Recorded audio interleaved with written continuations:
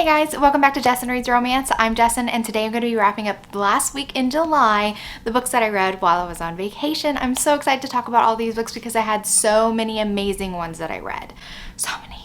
First, let's talk about one of my most anticipated releases for this month, which was The Spy, but I am going to talk about the series as a whole, kind of like a review of Sophie Lark and all the books that I've read by her so far. But first, I do want to say that in the car, I was so excited to be able to finish my reread of The Bully, and so this is the first book that I read for the last week in July was The Bully.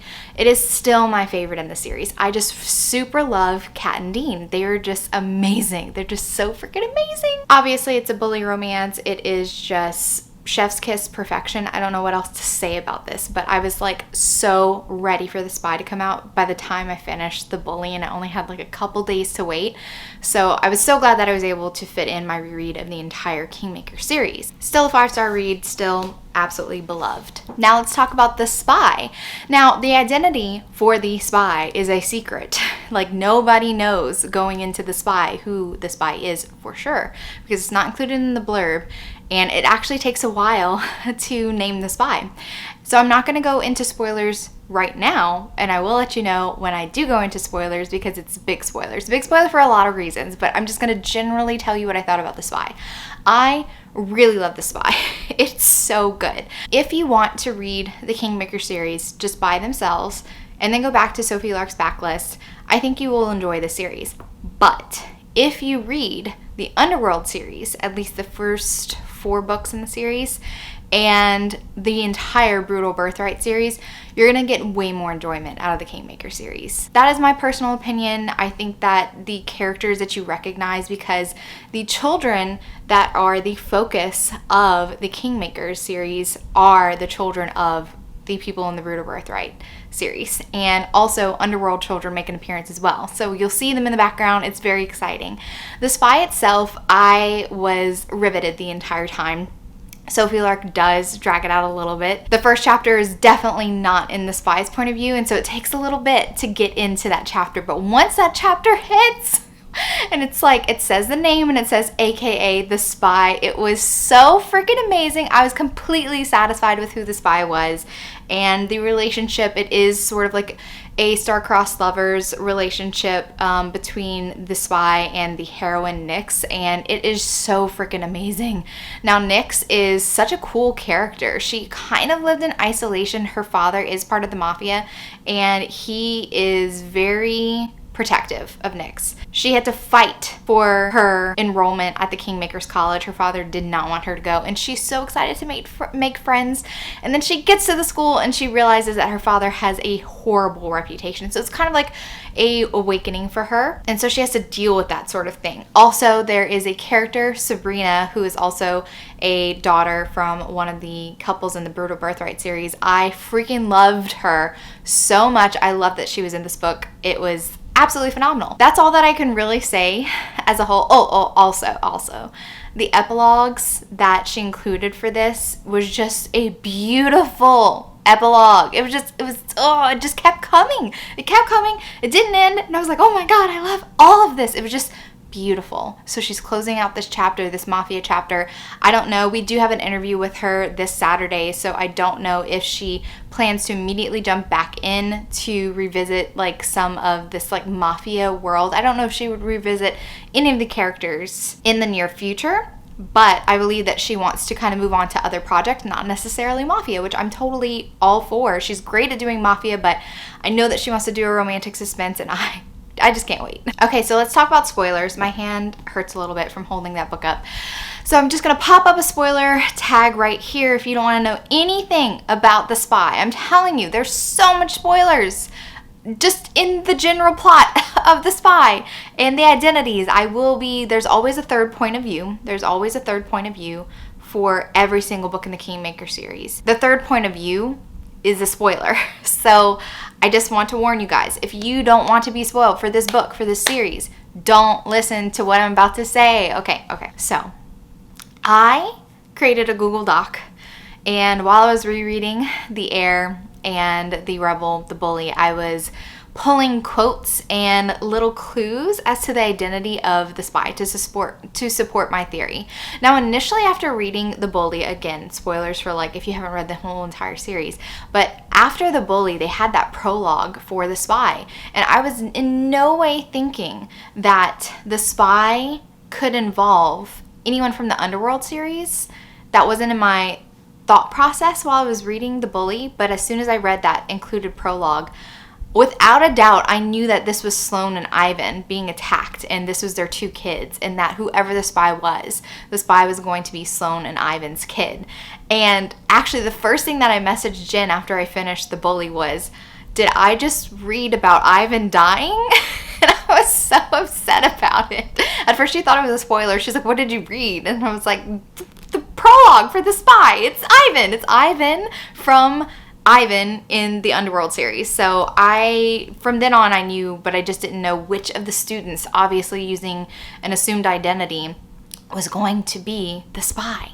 And then it clicked that Miss Robin was Sloane. I was like, I went back immediately after I knew that Sloane and Ivan were involved. I was like, I remember there was a chapter in The Bully for the spy, and it was the spy talking to Miss Robin, saying that we can't call each other by our real names. I can't acknowledge what she is to me. And they were talking about how Miss Robin never fails. And I think it was the spy that said, well, there was that one time and she smiles. And that's referring to the time that Sloane actually was hired as a hitman to assassinate Ivan, and then she ends up by marrying him. So obviously she did not complete that job. So that was that one time. And I was like, oh, it's Sloane. She's been there the whole time. Freaking the fuck out, okay? It was amazing. But I was like, okay, who could it be? And I'm like, maybe it's Jasper, because there was that scene with Kat saying like, I hate you, and Jasper just like, I'm not your enemy. And he was the one to kind of save Zoe from that situation in the Rebel. So I was like, maybe it's Jasper. And then on the live show that we did with Sophie Lark, she did mention that maybe I would do a story eventually for maybe like Jasper. So Jasper was someone who was mentioned. So I was like, maybe it's not Jasper.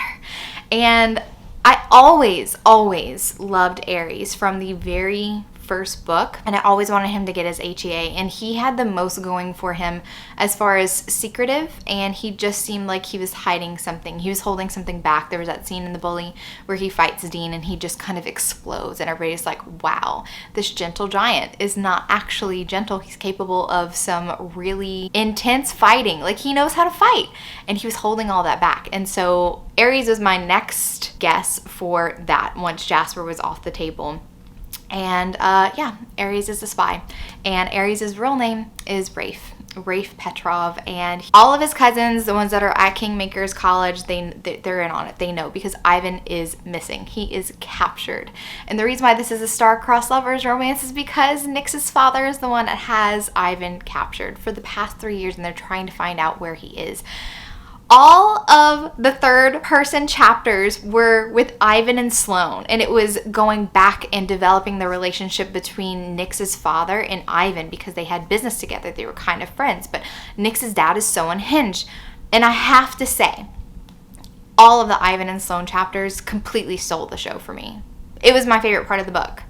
And for that reason, I'm going to say my rating after this, but for that reason, I will put this as a 4.5 star, because when I'm looking at just Nyx and Aries/Rafe's romance, it was a little bit lacking compared to the other couples in the series. I felt like the other couples had a lot more attention focused on them and a lot greater buildup. And it's really hard when Sloane and Ivan, who are one of my favorite couples that Sophie Lark has written, are again getting some spotlight, and the intense love that Sloane feels for Ivan, the way that she has been cut off from her family, and wondering where her husband is, hoping and praying that she could find him before he dies. And she just, that kind of thing, it just blows my mind. And it was fucking amazing. I loved it. I loved it so much. This love between Sloane and Ivan is just, it's perfection. They're couple goals. They still remain couple goals. When they were reunited, I was just like in a puddle of goo. In a puddle of goo. Oh, I love it.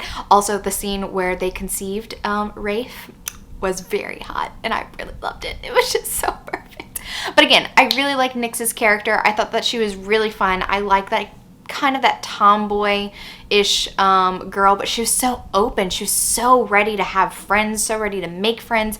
And then she gets to the Kingmaker College, and everybody's like, your dad is like a piece of shit in the mafia world. That is saying something bad, because all of our dads, all of us have done shitty things, but your dad is the worst of the worst. And she's just like, that's not my experience with my dad. Like, my dad is the one that like taught me how to hunt, taught me to do all the things that I know how to do. I'm very athletic, and like my father's always been a good father.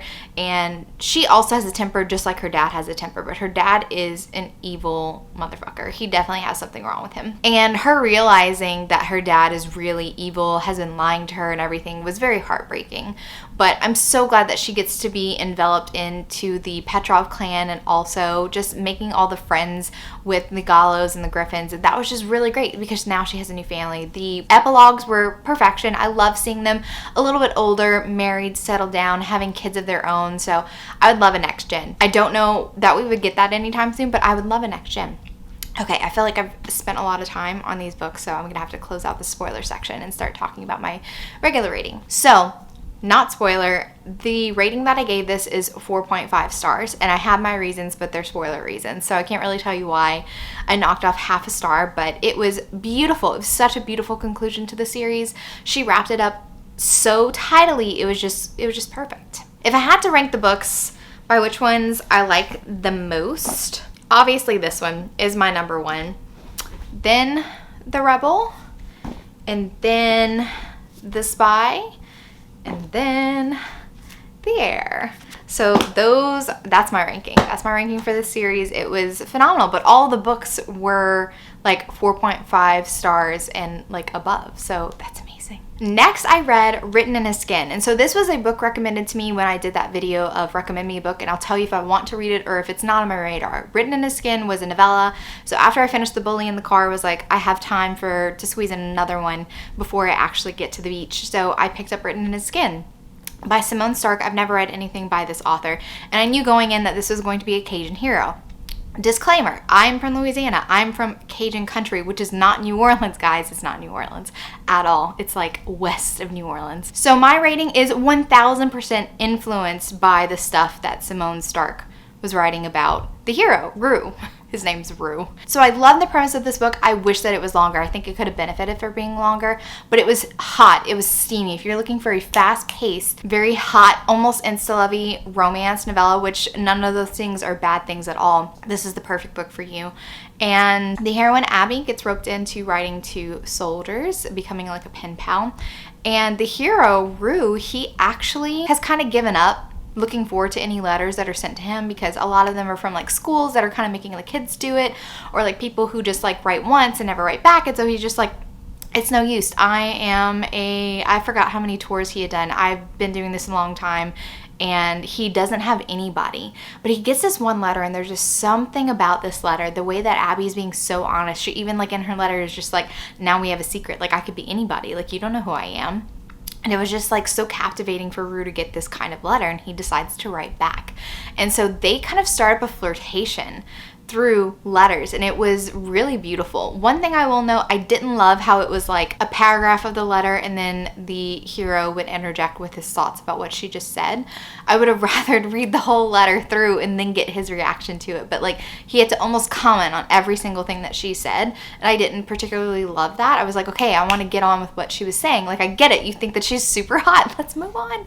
So anyway, he decides to send a picture of himself, and he is a hot, hunky, buff, bearded dude. Abby is kind of plus size. I don't know if she's plus size. I don't really say if she's plus size or if she's just like extremely curvy, but she does think that her sister is much prettier than her. So she decides, oh, we're never gonna meet. I'm just gonna send a picture of my sister, and accidentally includes a picture of her sister and herself. Like, she just sent a picture of her sister, but the other picture got stuck on the back or something. And when Rue actually opens the letter, he sees the picture of her sister, and I'm like, she's pretty, but like there's not, like, he doesn't have a reaction to her. Then he finds the other picture and sees the other woman, and he feels bad that he's more attracted to Abby's actual picture. He's like, I'm supposed to be attracted to the blonde one, but I'm not. I'm attracted to the brunette one. Oh no. So that whole misunderstanding, I didn't love how long Abby kept her identity a secret. it was just a little bit too far for me, and I don't want to give out spoilers with how it all plays out, but it was just a little bit too far. There was a point where she should have just fessed up, especially whenever she's like, it's not gonna work. I feel like I've been lying to him the whole time. He's never gonna forgive me. You might as well just come all the way clean and stop hanging up on him. So my other gripe with the book, besides a couple of writing things, was the hero being from New Orleans and being Cajun and speaking lots of French. I'm not saying that people from New Orleans don't speak French. I'm saying that if you're that Cajun, that you're speaking French on a daily basis, which my great-grandmother spoke French, and nobody was really allowed to speak French in school, so that kind of died out, unfortunately. So not a lot of people have a lot of French down here unless they learn it in school, but not like Cajun French, which is kind of like a slang French. He would not be from New Orleans if he spoke like this. If his grandmother was Cajun, she would not be living there. Cajun country is at least 2 hours west of New Orleans. Also, I shared a clip of a heavy Cajun accent in my video for Wreck Me a Book and I'll tell you if I like it or not. And it's not sexy, guys. It's almost like a mumble accent. It doesn't sound like a person who's like speaking English and has a slight French accent. That's not what a Cajun accent is.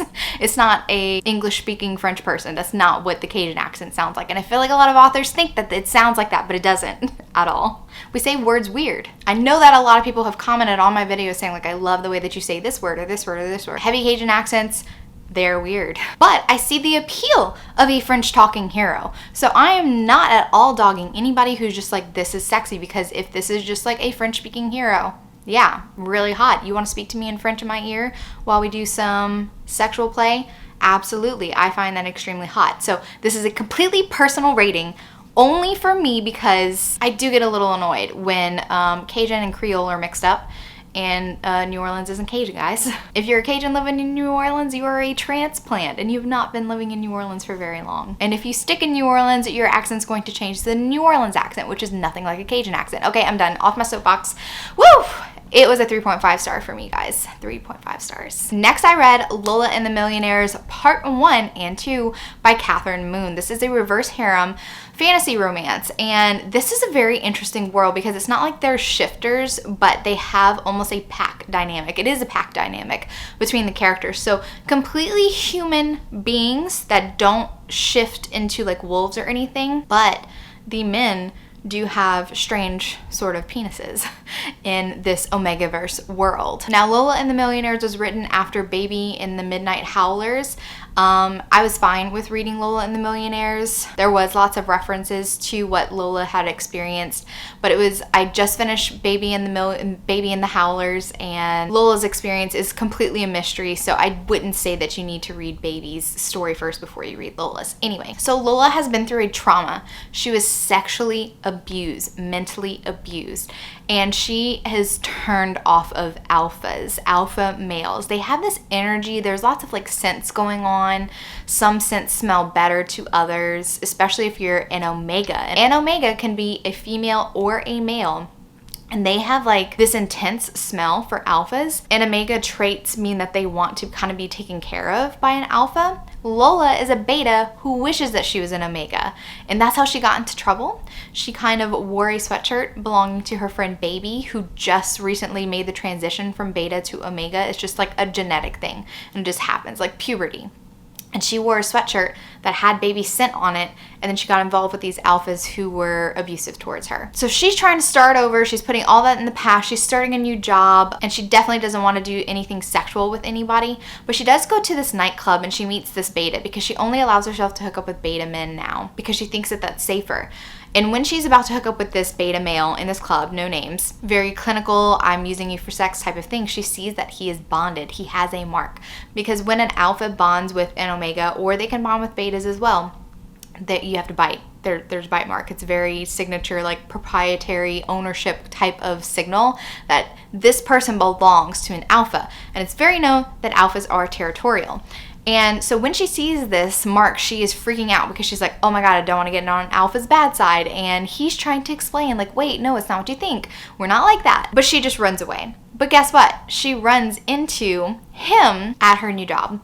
and his alphas, because the family dynamic between alphas, betas, and omegas is that alphas can form a pack. There can be lots of alphas in a pack. There can be like upwards of 12 if you want.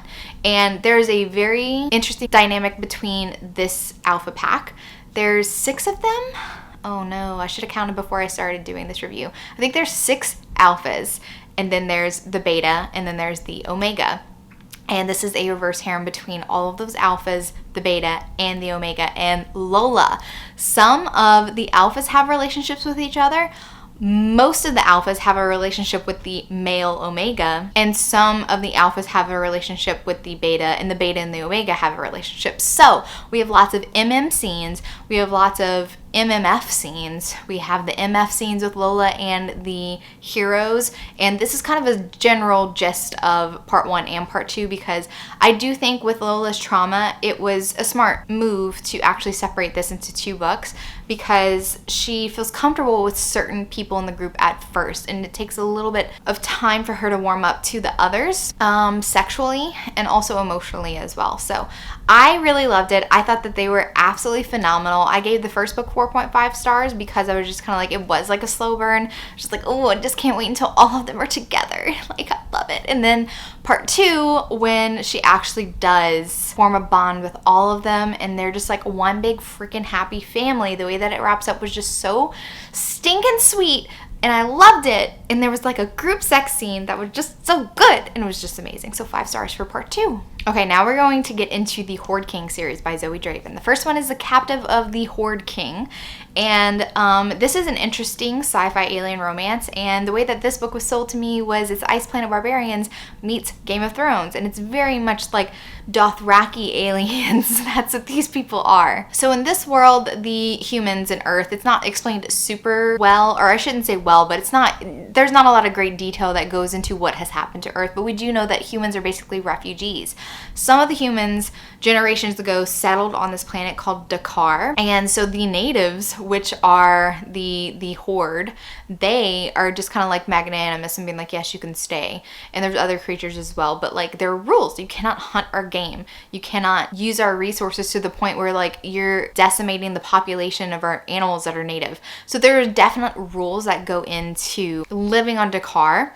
And unfortunately, the humans aren't well versed in the rules. So this is how the hero and the heroine meet for book 1. Luna's little brother decided that he wanted to burn their crops to basically revitalize the soil. That is completely against the rules.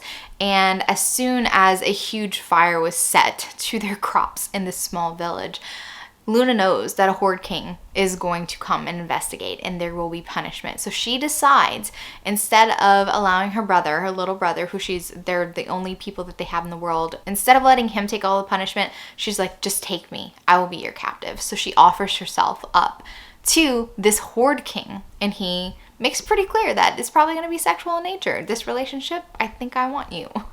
And these alien beings are very humanoid. They do have a tail, which the tail was utilized a little bit more in Captive of the Horde King. Red eyes, and I think black and red eyes. Sometimes gold. So pretty humanoid. There's really not too much that is out there about the aliens. So this is a captor-captive romance, basically. And she has agreed that she's going to be in the service of the Horde King, but she does put up a bit of resistance, so maybe some would consider some of those scenes to be a little non-consensual, but I really love the way that this relationship developed. I thought it was really beautiful and really fun. I also love how Luna brought up great points, being like, look, I was born on this planet. Like, it's not that I'm a refugee, my grandparents were refugees and everything, but like, we didn't know the reason why you didn't want us to kill the animals. Like, we are poor. There's no rations being sent by this like federation that allowed them to settle on this planet, and who also has like a treaty with I forget what the aliens are actually called. I'm just gonna call them Dakar. So Luna's just like bringing up a great point where nobody actually taught us what the actual rules are, and we are starving. Like, if we were taught on which animals that we could hunt for whatever season, and to avoid hunting animals during certain seasons so that we don't decimate the population, like, it would be a different story, but nobody communicates. The Horde does not communicate with the humans that are living on this planet. And so I really like how she brings up those points. It is a very fascinating world. I absolutely love this book. I did give it 5 stars. Not all alien romances are 5 stars, but this one, to me, it just like gave me everything that I wanted in an alien romance. This is exactly what I wanted. And I really like alien romances when it's like kind of like a captor-captive situation. That's fun. The next one is Claimed by the Horde King. And we do meet this Horde King. Oh, also what I didn't note is that you don't know the heroes' names right away, because in their culture, you don't just give away your name to everybody, because names have power and they don't want to just give out their name to everyone and that person have power over them. And so it's kind of like a real fun moment when the hero and the heroine bond to the point where the hero is just like, I want you to call me by my real name and not just my title, because just like in Game of Thrones, the Khal is the leader of the Khalasar. They also have a title for what they are. Now the heroine is Nell. And this particular Horde King, which his name is Saren, he knows that his friend has just married a human woman, the couple from the first book. And when he goes to investigate an unauthorized hunt, he meets Nell. And she basically just gives herself up. She's like, yes, I'm the one that hunted this animal. And it also kind of gives me a little bit of like Rey from Star Wars vibes, because she hunted this animal and she had to trade them in for credits so that she could have like food and fuel and all that. And it gave me very like The Force Awakens vibes. But Nell, I don't know, it wasn't definitely for sure said or anything, but Nell kind of feels like she possibly could be on the spectrum a little bit. Just the way that she talks about like emotions and stuff. But she also has closed herself off because she's lost so many people and she is alone in the world. And so the Horde King decides that he's going to stop the punishment for Nell, because it's whipping is a punishment for unauthorized hunting of animals. And he feels kind of sick with himself for allowing this to happen to a woman, because he's never ever like hit a woman, and he's the one that ordered her to be whipped. And so he decides to take her. And most of the scenarios are captor-captive. So if you don't like that, you probably won't like this series. But I did enjoy Nell and Saren's relationship. Now, Saren has a history where he had to claw his way up to be a Horde King. Most Horde Kings kind of come from other Horde Kings. It's like generational. And becoming a Horde King means you amass wealth and power and all that jazz. And there is this main city and a main king of all the Horde Kings, and he's the one that picks the next Horde King. There's some trials that they have to go through and everything. Well, Saren's mother was actually a prostitute, and so him being a Horde King is a very big deal. And so he kind of has a chip on his shoulder about like who he wants in a mate, and having like a human woman that his basically right-hand man does not approve of. There's dissension in his horde, and he just like, I just built this up for myself. I don't know if she's worth the risk. So I was a little bit frustrated with Saren. He was very aggravating because I was just like, you're the Horde King. Just put your foot down and be like, my word's law. I want this woman, whatever. And for that reason, I gave this book 4 stars. I didn't quite enjoy it as much because Saren was a little bit frustrating. But it all works out in the end because it's a romance and they have an HEA, and it was very intriguing. We also get to meet the next hero for the next book, and he is referred to as the Mad Horde King because he like laughs when like stuff's not funny. He seems to be talking to people who aren't there, and so I was very excited for the madness of the Horde King, the next book in the series. And this was a completely different scenario where the heroine, Vienne, she is a human woman, and she's actually been enslaved by this other group of aliens that live on this planet. They're kind of like the evil aliens, and the Horde is always fighting against them. And they're kind of like amassing an army to attack the Horde. And she brings a message from that king under the mountain or whatever. Vienne also has abilities. She has these powers. She can kind of influence the way that people think. She can also kind of, maybe it's more like empathetic than telepathic. She can't actually read thoughts, but she can feel feelings. She can also see into somebody's past. Her power is kind of evolving. Davik, whatever his name is, the Horde King for this romance, he is the one to find Nell because she sneaks into the main city.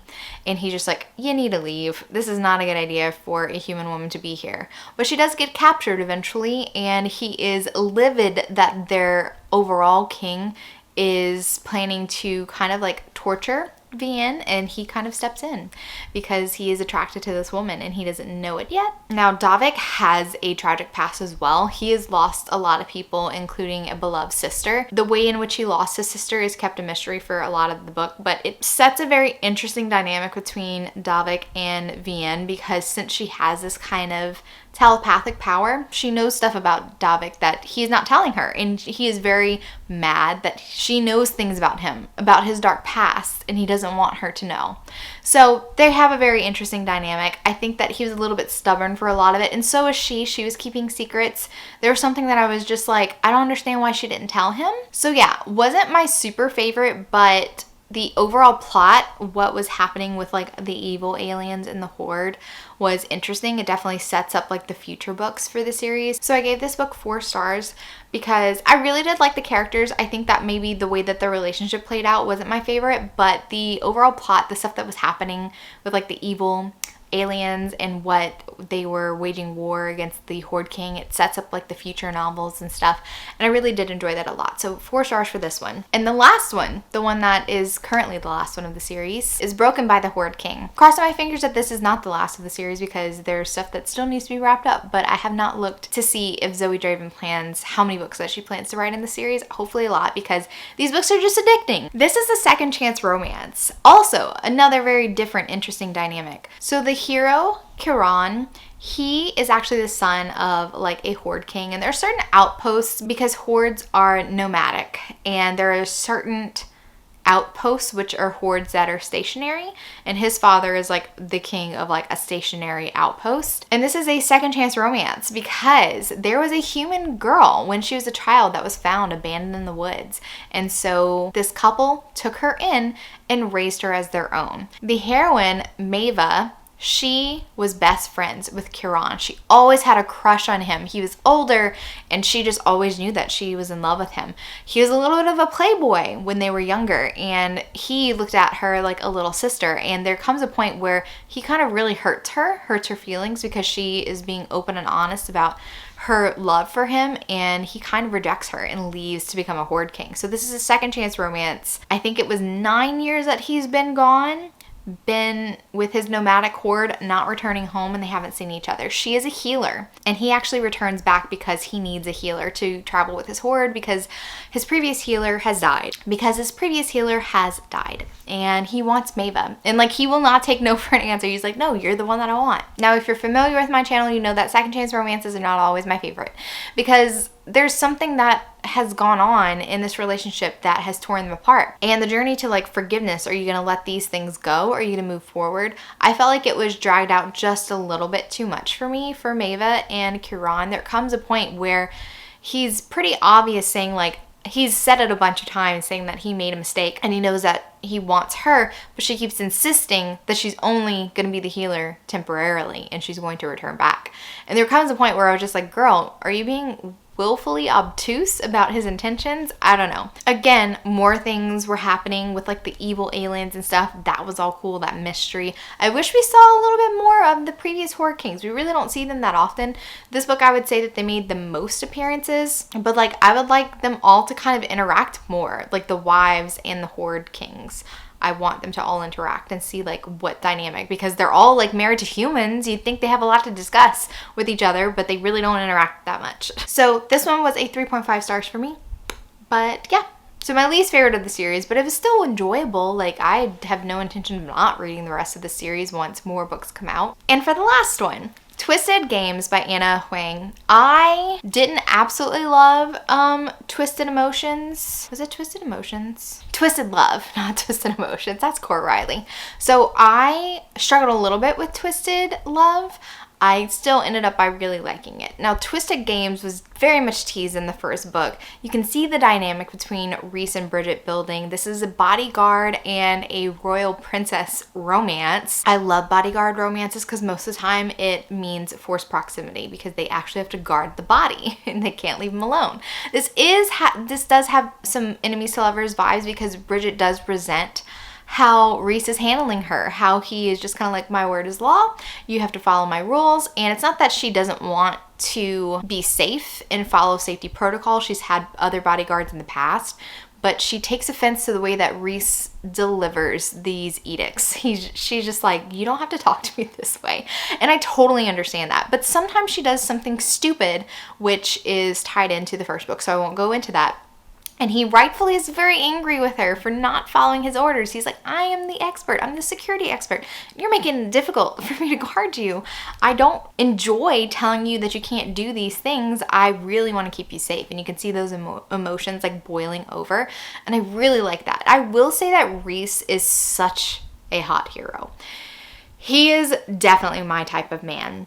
And he is a dirty talker. There's a scene in Costa Rica, and it is hot. It's probably my favorite scene of the entire book. Overall, this romance kind of dragged on for me. I kind of had to force myself to read this romance. I wasn't really digging the whole royal element of it.